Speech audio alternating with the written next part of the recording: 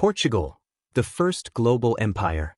Often overlooked in grand historical narratives, Portugal, a small and relatively poor kingdom on the western edge of late medieval Europe, was the unlikely architect of a new global order.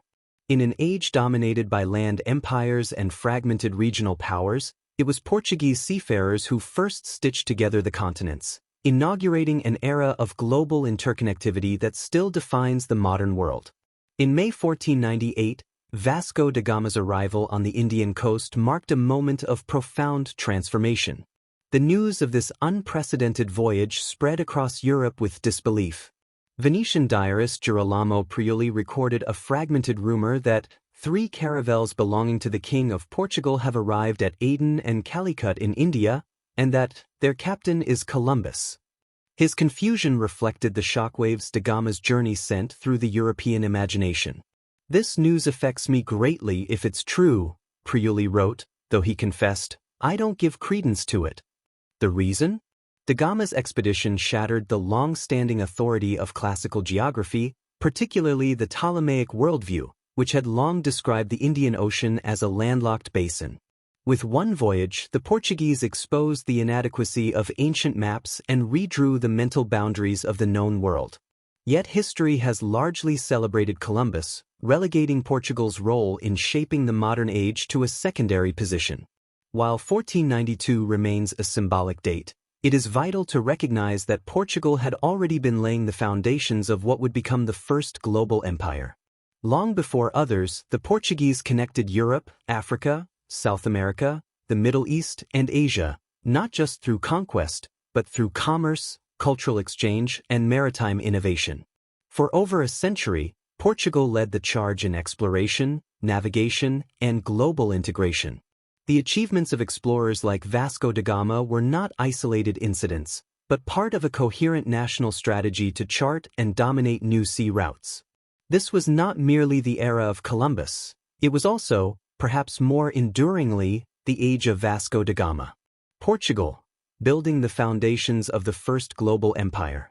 Vasco da Gama's landmark voyage around the Cape of Good Hope in 1497 was not a sudden triumph of exploration, but the culmination of 6 decades of persistent effort. Portugal, a small and economically limited kingdom on the periphery of Europe, lacked the power and influence of Mediterranean empires. Yet its long Atlantic coastline provided it with a distinct maritime advantage. Centuries before other European powers turned outward, the Portuguese had already cultivated advanced skills in navigation, open-sea sailing, and cartography, and had developed a uniquely strong sense of national purpose. Initially, the quest for India was fragmented and opportunistic, driven as much by the Atlantic slave trade and the pursuit of gold as by any grand vision of exploration. Modern scholarship has largely re-evaluated the legacy of Henry the Navigator, revealing that his contributions were less about scientific advancement and more about profit and coastal raids. Still, each decade brought steady progress. Portuguese navigators gradually pushed further down the West African coast, tracing its rivers, charting its contours, and accumulating a body of knowledge that no other European power could rival. Lisbon became Europe's first truly global city. With its harbor wide open to the sea, the capital absorbed not only exotic goods, slaves, sugar, parrots, and spices, but also revolutionary ideas about cosmography, navigation, and the broader world beyond Europe. During the 1490s, as Columbus searched westward across the Atlantic, it was the Portuguese who deciphered the wind systems of the South Atlantic, finally unlocking access to the Indian Ocean. This long apprenticeship in Africa laid the groundwork for an empire grounded not in brute conquest, but in information, adaptation, and strategic control. Portuguese explorers developed a systematic approach to gathering intelligence. They observed, documented, and analyzed with scientific rigor, mapping coastlines, learning local languages, and integrating geographic and cultural insights. Interpreters, informants, and astronomers played critical roles.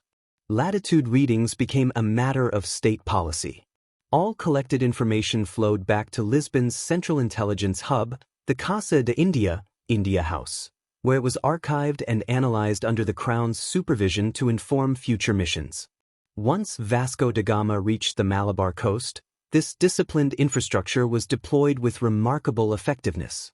Within a single decade, the Portuguese had developed a clear and largely accurate understanding of the Indian Ocean. They mapped its monsoon patterns, assessed its trade routes, located its ports, and identified its critical choke points. Under the visionary leadership of Francisco de Almeida and Afonso de Albuquerque, they executed a bold and strategic plan to assert control over key maritime nodes. Rather than occupying vast territories, Portugal established fortified outposts at essential locations around the Indian Ocean rim. Their model of empire was maritime, not territorial, powered by mobile naval forces and heavily armed ships. From Mozambique on the Swahili coast to Ormuz at the entrance to the Persian Gulf, and from Goa in western India to Malacca on the Malay Peninsula, the Portuguese positioned themselves at the very heart of Eurasian trade. These bases allowed them to influence, monitor, and tax the flow of goods between China, India, the Middle East, and Europe. Through a combination of navigational expertise, strategic foresight, and a centralized system of knowledge, Portugal created something unprecedented in human history, a global empire defined not by the land it held, but by the seas it commanded.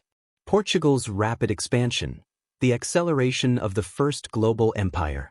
In the span of just 5 decades, Portugal transformed from a peripheral European kingdom into the architect of the first truly global empire.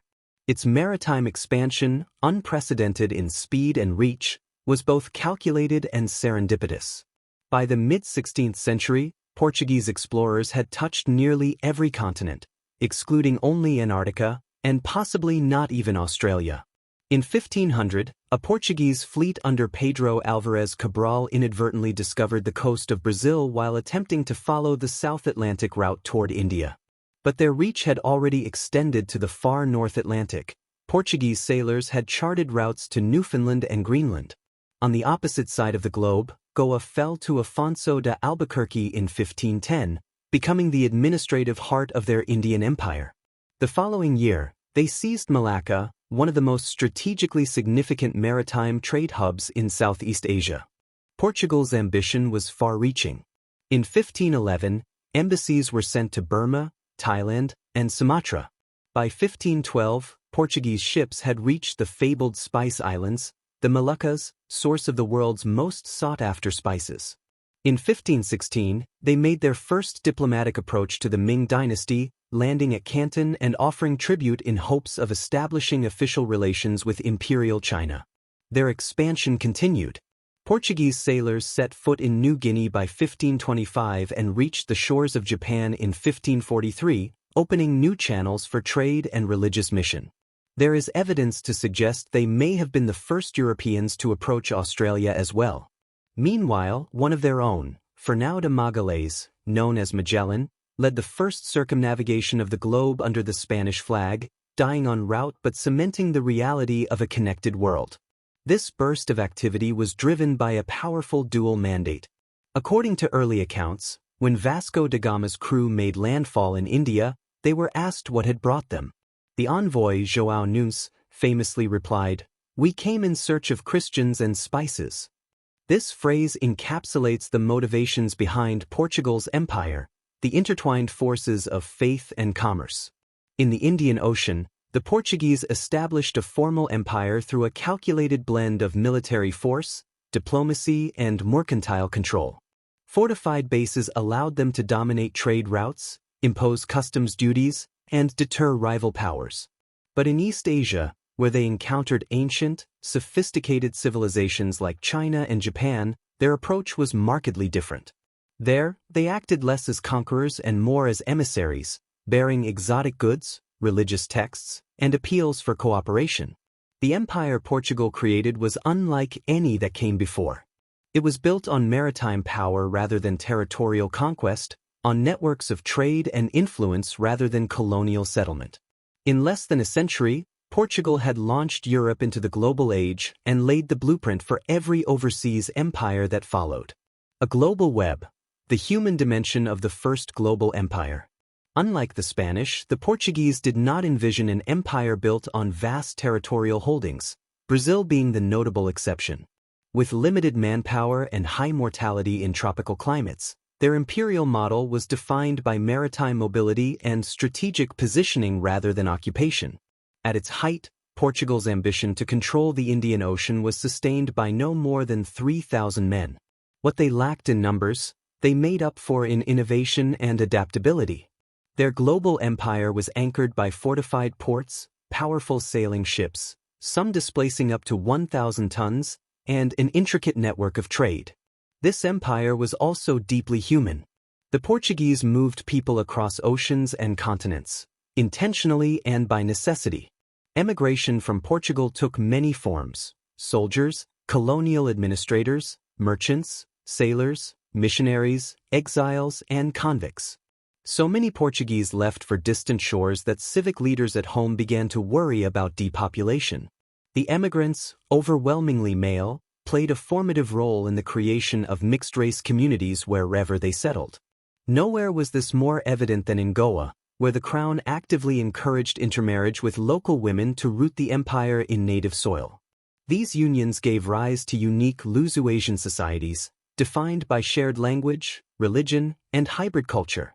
Creole communities, Portuguese in language, Catholic in religion, yet deeply local in identity, became a hallmark of Portugal's global diaspora. The Portuguese drive to explore the unknown was not only institutional, it was intensely personal. Men left home for myriad reasons, some in pursuit of wealth or religious mission, others for curiosity, duty, or exile. Many never returned. Some, like Pero de Covilhã, vanished into the world's shadows. Sent east in the late 15th century to scout the spice trade routes, Covilhã traveled in disguise as a Muslim merchant, visited Mecca, and reappeared decades later in Ethiopia. Others achieved almost mythic feats. Bento de Gois, disguised as an Armenian merchant, departed Goa in 1602 and spent 5 years traveling overland to China via the Himalayas. Pedro Teixeira ascended the full length of the Amazon River in the 1630s. Jesuit missionaries, tireless travelers, scholars, and linguists spread across the globe. By the mid-17th century, they had baptized more than 1 million people, from Mozambique to Japan. In Japan alone, the Portuguese had converted nearly 300,000 souls before their success triggered violent repression, exile, and martyrdom. This spirit of adventure, both tragic and heroic, was immortalized in Luís Vaz de Camões' epic poem The Lusíads, Portugal's answer to Homer. Camões himself was no armchair poet. He lost an eye in battle in Morocco, lived destitute in Goa, was exiled for a duel, and survived a shipwreck in the Mekong Delta by swimming ashore with his manuscript held aloft, while his Chinese companion drowned beside him. In one of the most evocative lines of the Lusíads, Camões declared that had there been more of the world, they would have discovered it. Portugal's empire was never just about territory or treasure. It was about movement of ships, goods, people, ideas, and faith. It was the first empire to connect the continents not only through conquest, but through culture and human experience. This was the legacy of the first global empire. The dark foundations of the first global empire. While Portugal's maritime achievements defined the earliest phase of global empire, they also marked the beginning of one of history's most harrowing chapters, the Atlantic slave trade. Long before transatlantic slavery reached industrial scale, the Portuguese were its pioneers in Europe. As early as the 1440s, Portuguese ships were transporting enslaved Africans from Senegambia to the Iberian Peninsula. They tapped into older networks of African slavery and redirected them toward the Atlantic world. One of the earliest and most disturbing records of this trade comes from 1444, when a group of captives was brought ashore in the Algarve under the patronage of Henry the Navigator. Chroniclers recorded the harrowing scenes in graphic and haunting detail. Families torn apart, parents beaten back as they tried to cling to their children, cries to heaven met with silence. The captives were divided into 5 lots, their humanity reduced to arithmetic. Sons were separated from fathers, wives from husbands, brothers from brothers. Mothers lay on the ground shielding their remaining children with their bodies, choosing pain over separation. What began as opportunistic raiding soon became systematized. Captives were packed into ship holds, 25 to 40 at a time, chained back to back, underfed, and denied basic dignity. The trade grew rapidly. By the mid-16th century, enslaved Africans made up an estimated 10% of Lisbon's population. No other European state imported more enslaved people during this period. Portugal had become the principal architect of Europe's human trafficking economy. But it was the colonization of Brazil that turned transatlantic slavery into a global system. The demand for labor on sugar plantations, in gold mines, and in expanding agricultural enterprises pushed Portuguese slavers deeper into West Africa. The fortified outpost at Elmina, on the coast of modern-day Ghana, became the empire's most notorious hub for the human trade. Originally built to control the gold trade, it evolved into a holding facility for thousands of captives awaiting shipment. From Elmina's infamous door of no return, people were forced onto ships known among captives as floating coffins. Mortality rates during the Middle Passage were staggering. Up to half of those taken died en route to Brazil. Over 3 centuries, between 3 and 5 million Africans were forcibly transported to Brazil alone. It remains one of the largest forced migrations in human history. Portugal's empire was the first to span the globe, but it also laid the foundations for a system of exploitation, dehumanization, and violence that would define centuries of European imperialism. The same ships that carried spices and missionaries also carried human cargo. The same ports that received exotic goods also received enslaved people in chains. Understanding the legacy of the first global empire requires acknowledging both its achievements and its atrocities. Portugal connected the world, but at a staggering human cost. The global web of exchange, trade, disease, and botanical transformation in the first global empire. The vast scope of the Portuguese Empire, stretching across continents and oceans, was not only a story of exploration, conquest, and trade. It also unleashed a wave of biological, economic, and cultural exchanges that would permanently reshape the world. Portugal's early globalism, forged in the 15th and 16th centuries, had consequences both productive and destructive. Disease was among the earliest and most devastating byproducts of this interconnected world. While the slave ships became notorious breeding grounds for infection, the broader movement of Portuguese sailors and settlers helped carry pathogens to populations that had never before encountered them. Vasco da Gama's expeditions and those that followed may have introduced syphilis to the Indian Ocean world. In Timor, it was known as the Portuguese disease. In South America, Portuguese arrivals brought European illnesses such as tuberculosis, mumps, yellow fever, and smallpox. Among indigenous populations of the Amazon, these foreign diseases led to catastrophic depopulation, echoing the devastation wrought by Spanish conquest further north. Yet alongside this biological fallout came a different kind of transformation, the emergence of long-range commercial networks that linked the globe in unprecedented ways. By the 16th century, the Portuguese had built a trading system capable of moving goods, species, and technologies across hemispheres. Lisbon became the empire's commercial heart, a clearinghouse through which passed elephants from Sri Lanka bound for Vienna, optical lenses from Germany en route to China, and spices from Southeast Asia destined for North Africa. The Portuguese historian John Russell Wood detailed the intricacy of these exchanges. A clock manufactured in Flanders could be shipped to Goa, redirected to Malacca, exchanged for sandalwood, which was sold in Macau for gold, then used in Nagasaki to buy a Japanese painted screen that would eventually make its way back to Lisbon. Cloves from Ternate, routed through Cochin and Lisbon, ended up in Moroccan markets, while wheat shipped to West Africa was exchanged for gold, ivory, and slaves. Flemish brass pans and Venetian glass beads became currency along the West African coast, all ferried aboard Portuguese vessels. These were not random transactions, but carefully orchestrated systems of triangular trade. In the Atlantic, commerce flowed between Portugal, Angola, and Brazil. Within the Indian Ocean, multiple cycles emerged independent of Europe altogether. Goa served as a hub connecting the Swahili coast, Persia, and India. Malacca linked the Indian Ocean world with East Asia. When China's Ming dynasty banned foreign trade, the Portuguese exploited the vacuum, acting as intermediaries between Japan and China, shuttling silk, porcelain, and gold from Macau to Nagasaki and returning with Japanese silver and copper.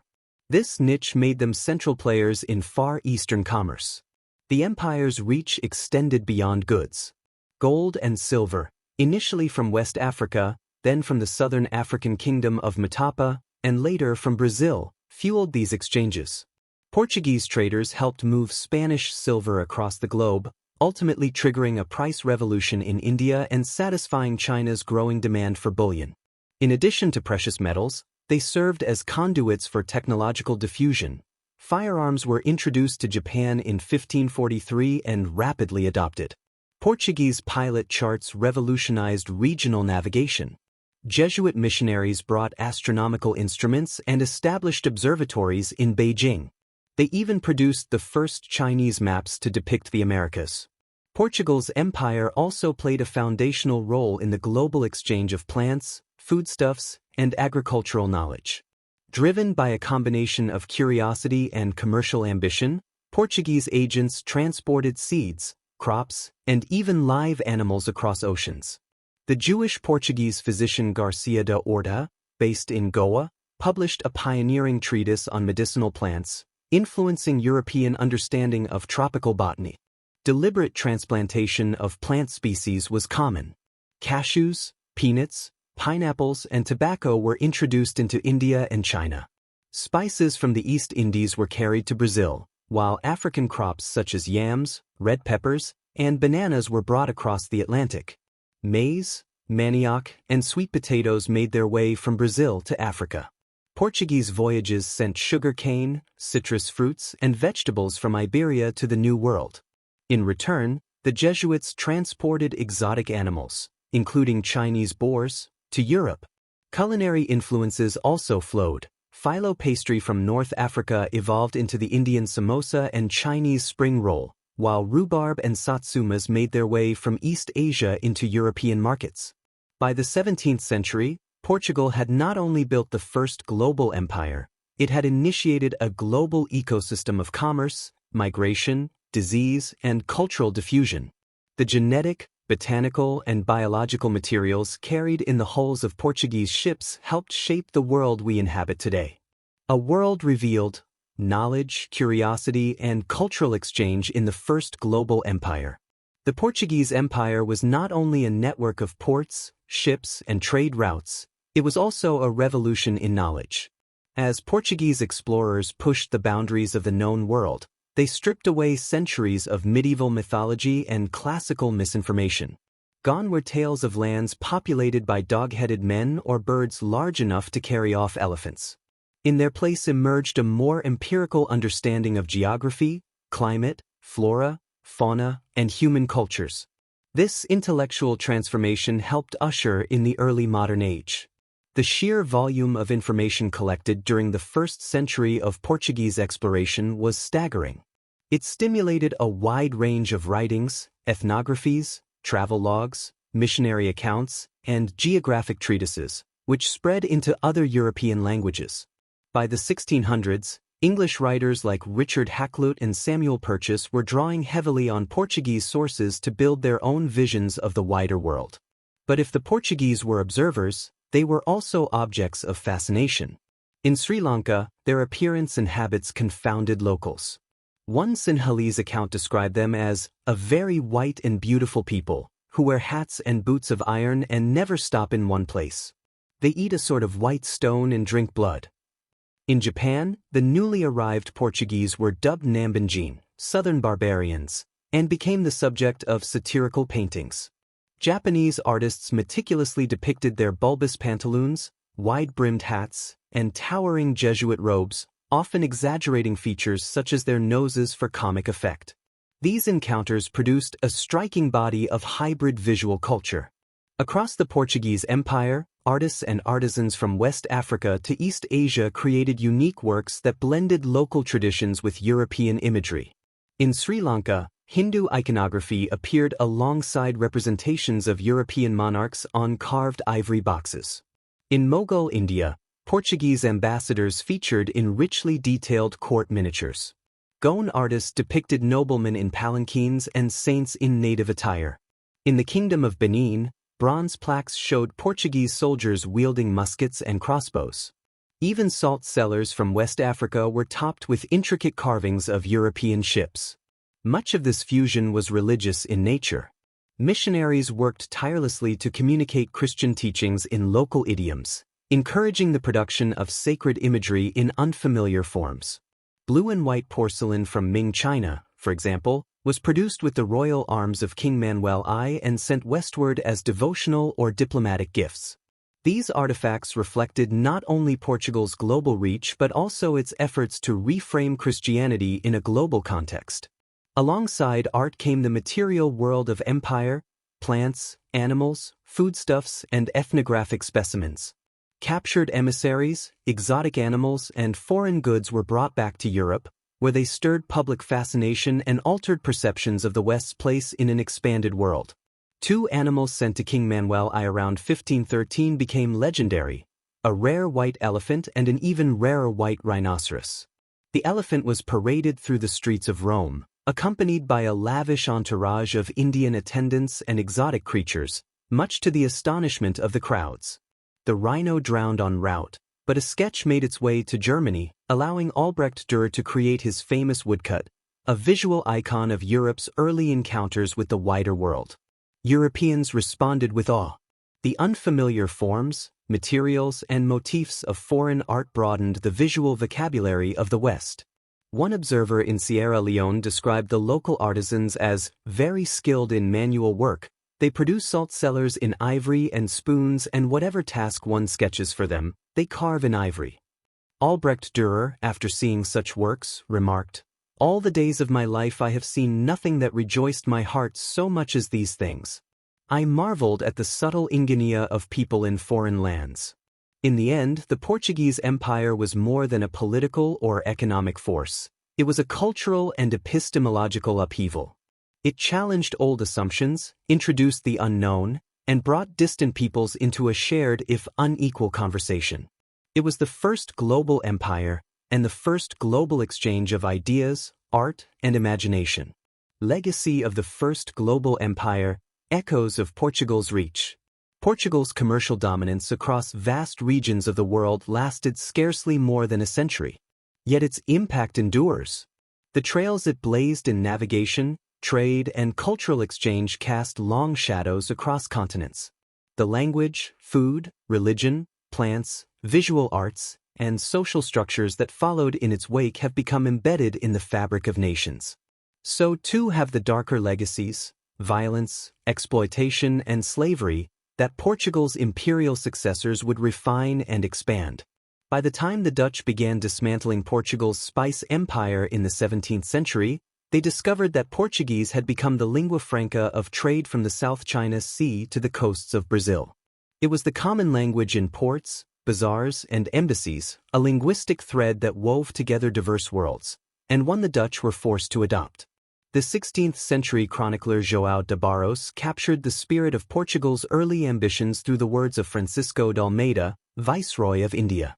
Speaking to an Indian Raja, Almeida explained that King Manuel's principal intention in exploring new lands was the desire to communicate with the royal families of these parts, so that trade might develop, an activity that results from human needs, and that depends on a ring of friendship through communicating with one another. It was a remarkably prescient understanding of the power of connectivity. Portugal's empire laid the foundation for what we now call globalization. It was the first global empire, an empire that stretched not just across geography, but across cultures, economies, and imaginations.